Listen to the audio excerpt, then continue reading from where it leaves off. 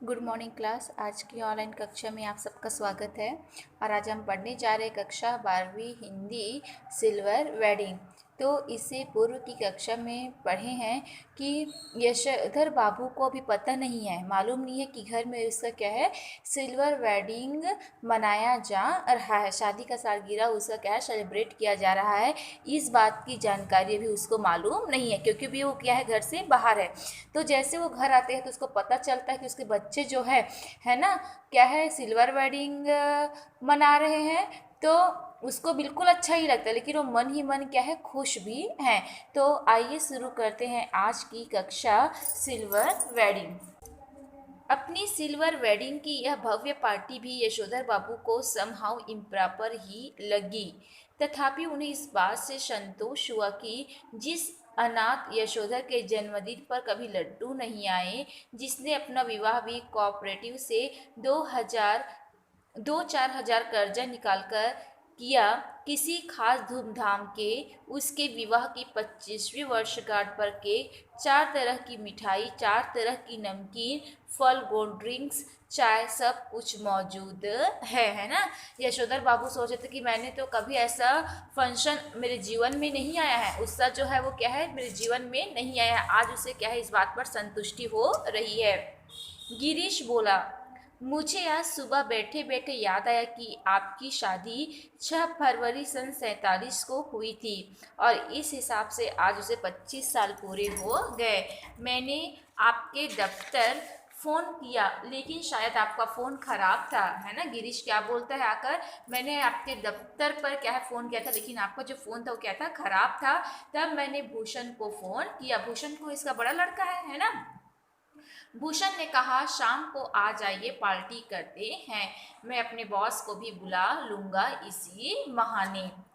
गिरीश यशोधर बाबू की पत्नी का चचेरा भाई है, बड़ी कंपनी में मार्केटिंग मैनेजर है और इसकी सहायता से यशोधर बाबू के बेटे को अपना यह संपन्न साला समहाउ भयंकर अछोटा यानी ओछेपन का धनी मालूम होता है। उन्हें लगता है कि इसी ने भूषण को बिगाड़ दिया है। कभी कहते हैं, ऐसा तो पत्नी बरस पड़ती है, जिंदगी बना दी तुम्हारे सेकंड क्लास बीए बेटे की, कहते हो बिगाड़ दिया। भूषण ने अपने मित्रों सहयोगियों का यशोधर बाबू से परिचय कराना शुरू किया।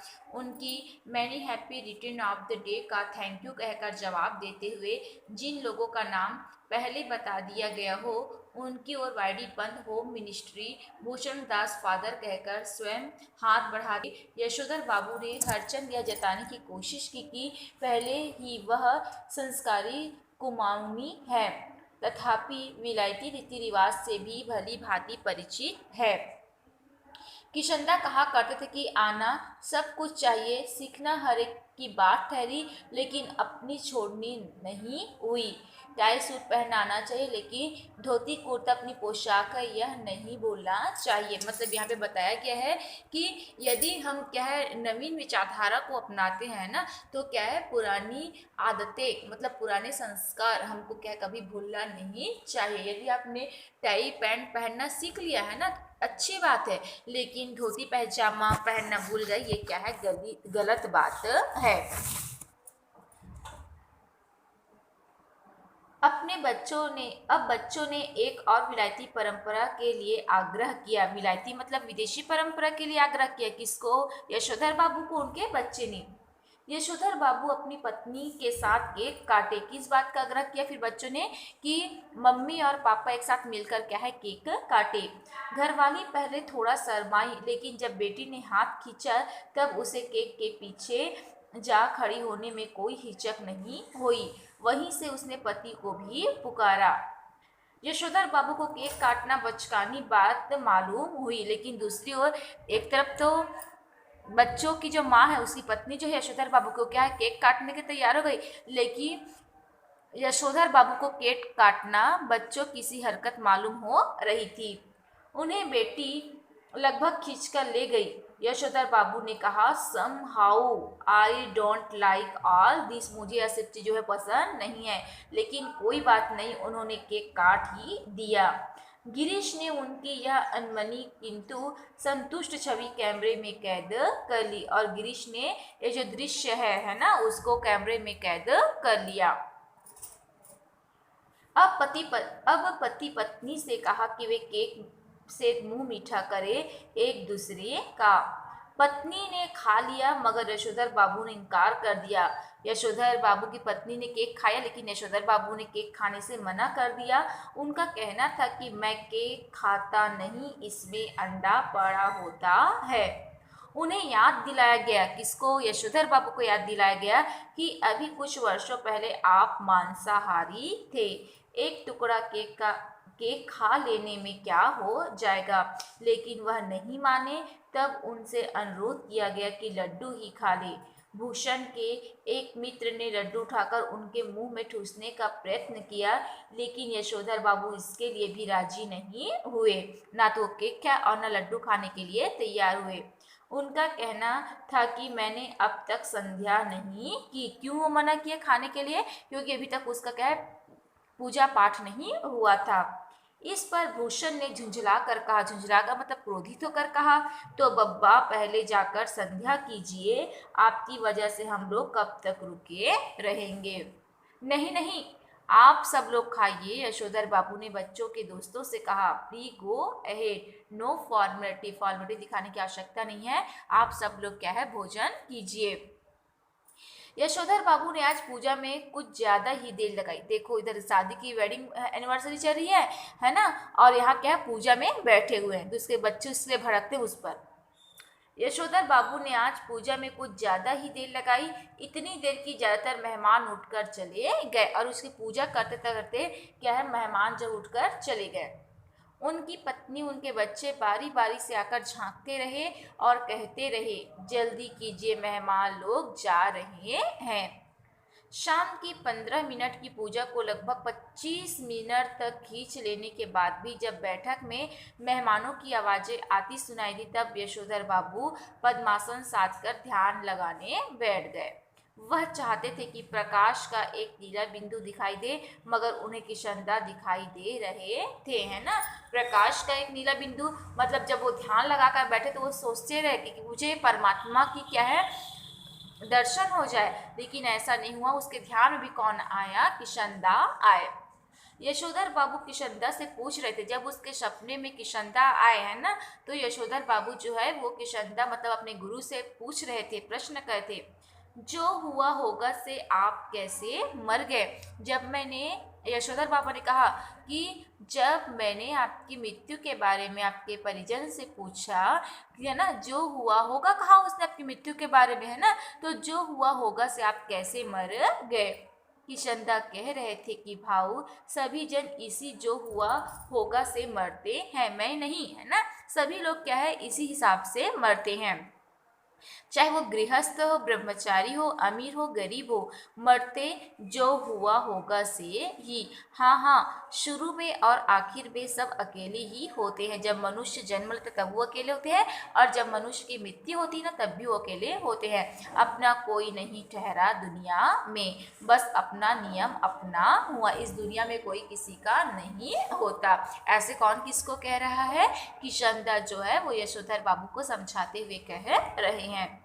यशोधर बाबू ने पैजामा कुर्ते पर ऊनी ड्रेसिंग गाउन पहने, सिर पर गोल विलायती टोपी, पाँव में देशी खड़ाऊ और हाथ में डंडा धारण किए।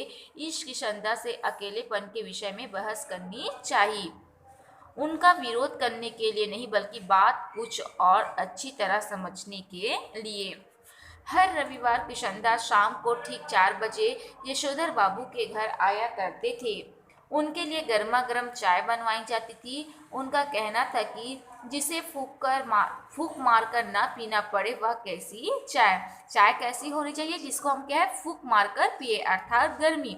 चाय सिकुड़ते हुए किशनदा प्रवचन करते थे और यशोधर बाबू बीच बीच में शंकाएं उठाते थे, मतलब प्रश्न उठाते थे। यशोधर बाबू को लगता कि किशनदा आज भी मेरा मार्गदर्शन कर सकेंगे और बता सकेंगे कि मेरे बीवी बच्चे जो कुछ भी कर रहे हैं उनके विषय में मेरा रवैया क्या होना चाहिए, है ना। यशोधर बाबू ये चीज़ जानना चाहते थे, प्रश्न का उत्तर जानना चाहते थे कि आज मेरे बच्चे, मेरी पत्नी जो नवीन धाराएं को अपनाए हुए हैं, नवीन विचारधाराओं को क्या है अपनाए हुए हैं, उसके प्रति मेरा रवैया क्या होना चाहिए। लेकिन किशनदा तो वही अकेलेपन का खटराग अलापने पर आमादा से मालूम होते हैं, लेकिन किशनदा कैसे वही पुरानापन को अपनाए हुए मालूम होते हैं। कैसे बीवी कहाँ के बच्चे, सुनो किशनदा की राय क्या थी, है ना। कैसी बीवी कहाँ के बच्चे सब माया ठहरी, और यह जो भूषण आज इतना उछल रहा है कि वह किसी दिन इतना ही अकेला और असहाय अनुभव करेगा जितना कि आज तू कर रहा है। ऐसा किसका विचार था, किशनदा का। यशोधर बाबू बात आगे बढ़ाते, लेकिन उनकी घरवाली उन्हें झिड़कते हुए आ पहुंची कि आज पूजा में ही बैठे रहोगे क्या। यशोधर बाबू आसन से उठे और उन्होंने दबे स्वर में पूछा, मेहमान गए। पत्नी ने बताया, कुछ गए और कुछ है। उन्होंने जानना चाहा कि कौन कौन है ना, आखिर हॉल में कौन कौन मेहमान है। आश्वस्त होने पर सभी रिश्तेदार हैं और उसी लाल गमछे में बैठक में चले आए, उसी लाल गमछे को पहनकर क्या है बैठक में चले आए, जिसे पहनकर संध्या करने बैठे थे। यह गमछा पहनने की आदत भी उन्हें किशनदा से विरासत में मिली है और उनके बच्चे उनसे सख्त खिलाफ हैं। Everybody gone party over. Yashodhar Babu ने मुस्कुराकर अपनी बेटी से पूछा, अब गोया गमछा पहने रखा जा सकता है। उसकी बेटी झुल्लाई, लोग चले गए इसका मतलब यह थोड़ी है कि आप गमछा पहनकर बैठक में आ जाए। बब्बा, यू आर द लिमिट, आप अपनी सीमा में रहा करो।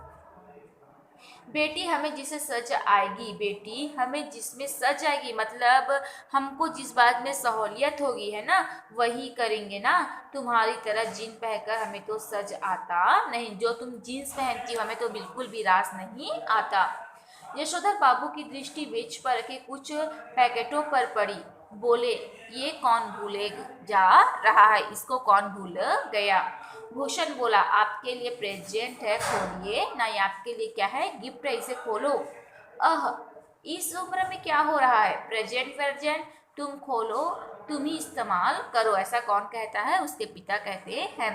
कहकर शर्मिली हंसी हंसे। भूषण सबसे बड़ा पैकेट उठाकर उसे खोलते हुए बोला, इसे तो ले लीजिए, यह मैं आपके लिए लाया हूँ, ऊनी ड्रेसिंग गाउन। क्या था उसमें, ऊनी ड्रेसिंग गाउन। आप सवेरे जब दूध लेने जाते हैं बब्बा, फटा फुलोवर पहन के चले जाते हैं, जो बहुत ही बुरा लगता है। आप इसे पहन के जाया कीजिए। बेटी पिताजी का पैजामा कुर्ता उठा लाई, इसे पहनकर गाउन पहने। थोड़ा सा नानुच करने के बाद मतलब मना करने के बाद यशोधर जी ने इस आग्रह की रक्षा की, मतलब अपने बच्चों के कथन को उसने मान लिया। गाउन का शेष कसते हुए उन्होंने कहा, अच्छा तो यह ठहरा ड्रेसिंग गाउन। उन्होंने कहा कि उनकी आंखें की कोर में जरा सी नमी चमक गई। यह कहना मुश्किल है कि इस घड़ी में उन्हें यह बात चुभ गई कि उनका जो बेटा यह कह रहा कि आप सवेरे ड्रेसिंग गाउन पहनकर दूध लाने जाया करे, वह यह नहीं कह रहा था कि दूध मैं लाया करूँगा, कि इस गाउन को पहनकर उनके अंगों में वह किशनदा उतर आया है जिसकी मौत जो हुआ होगा से हुई। तो कहने का तात्पर्य है कि यशोधर बाबू जो है ना, वो अपने बच्चे पत्नी के हर कार्यों में क्या है, कुछ न कुछ नुक्स देखते हैं, है ना। जब उसका बड़ा बेटा कहता है कि आप मेरे द्वारा दिए गए गाउन को पहनकर क्या है सब्जी वगैरह लाना, तो क्या सोचता है, मेरा बेटा ये नहीं कह रहा कि मैं लाऊंगा, उल्टा मुझसे क्या है, इसे पहनकर आप जाया करें, है ना। तो ये जो पाठ है सिल्वर वेडिंग, हमारी जो पाठ है वो क्या है, आधुनिक विचारधारा और पुरानी विचारधारा, मतलब दो पीढ़ियों की विचारधाराओं में अंतर को बताया गया है, और किस प्रकार यशोधर बाबू जो है वो जीवन की प्रत्येक घटनाओं में केवल क्या है, किशनदा को उतारे हुए है। तो आशा करते हैं सिल्वर वेडिंग पार्ट जो आप सबको समझ में आई होगी। तो आगे की पढ़ाई नेक्स्ट कक्षा में।